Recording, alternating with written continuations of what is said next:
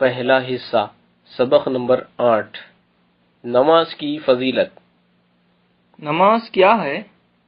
ہر دن رات میں 5 مرتبہ خدا کی عبادت کا وہ خاص طریقہ جسے مسلمان ادا کرتے ہیں نماز کہلاتا ہے۔ یہ طریقہ مسلمانوں کو خدا اور رسول نے قرآن و حدیث میں سکھایا ہے۔ نماز کس پر فرض ہے؟ ہر سمجھ بوجھ والے بالغ مرد و عورت پر نماز فرض ہے، جو اسے فرض نہ جانے کافر ہے۔ کیا بچوں پر بھی نماز فرض ہے؟ نابالغ لڑکے اور لڑکی پر اگرچہ نماز پڑھنا فرض نہیں، مگر بچے کی جب 7 برس کی عمر ہو تو اسے نماز پڑھنا سکھایا جائے، اور جب 10 برس کا ہو جائے تو مار کر پڑھوانی چاہیے۔ نماز کی کچھ فضیلتیں بیان کرو۔ اللہ تعالیٰ کے محبوب صلی اللہ تعالیٰ علیہ وسلم نے فرمایا کہ مسلمان بندہ جب اللہ تعالیٰ کے لیے نماز پڑھتا ہے تو اس سے گناہ ایسے گرتے ہیں جیسے پت جھڑ کے موسم میں درخت کے پتے، اور بندہ جب نماز کے لیے کھڑا ہوتا ہے اس کے لیے جنتوں کے دروازے کھول دیے جاتے ہیں۔ نماز جنت کی کنجی ہے۔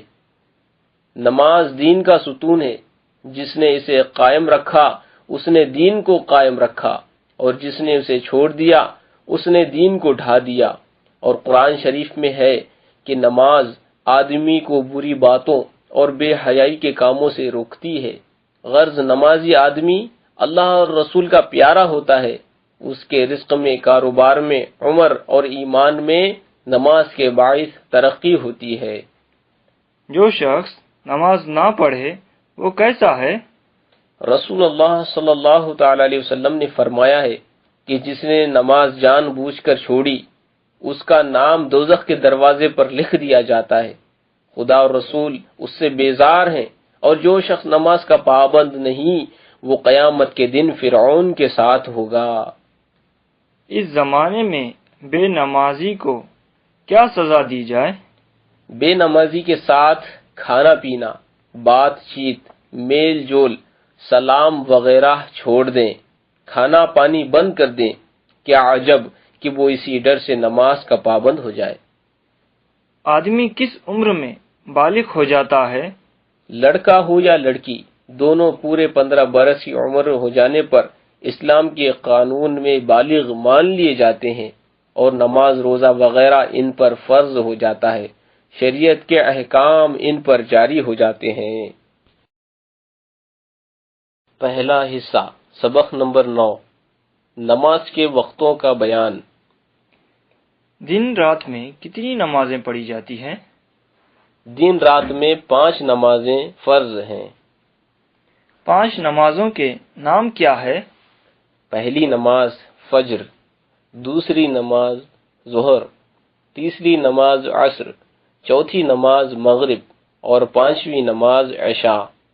پنجگانہ یہ نمازیں کر ادا، پنجگانہ یہ نمازیں کر ادا، فجر، ظہر، عصر و مغرب اور عشاء۔ ہر نماز کا پورا وقت کیا ہے؟ فجر کی نماز کا وقت پاؤں پھٹنے کے بعد سورج نکلنے سے پہلے تک۔